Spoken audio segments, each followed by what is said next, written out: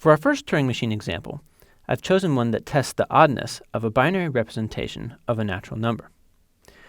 Note that I've cheated here in the transition function by including only state symbol pairs in the domain that we would actually encounter during computation.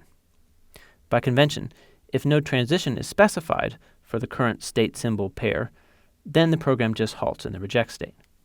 One convenient way to represent the transition function, by the way, is with a state diagram, similar to what is often used for finite automata for those familiar with that model of computation.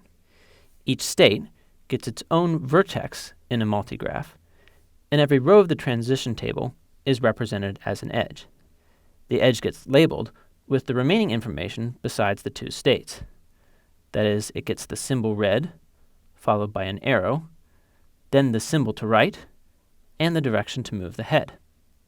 Now let's trace through the operation of this Turing machine on this input, 1, 0, 1, 1. The head first reads a 1 from the tape, and we're in state Q0. So I go up here and consult the transition table, and here I see that I should follow this edge, since that has state Q0 and we read a 1. And this transition tells me that I should write a 1, or leave the tape alone, and move the head to the right, and change the state to Q0. So let's go ahead and update our figure. We're still in state Q0, and the position of the head has been moved one space to the right. So this becomes our new configuration. In the next step, we'll read a 0. Consulting the transition diagram, we see that this means that we should leave the 0 alone and move the head to the right again, and stay in state Q0.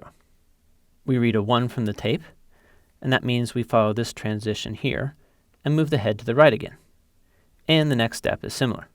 Finally, the head reads a blank symbol. The transition table tells us to write a blank symbol and move the head to the left, and to switch the state to Q1. Now, we read the symbol under the head. That's a 1, so we follow this transition rule here, and we end up in an accept state.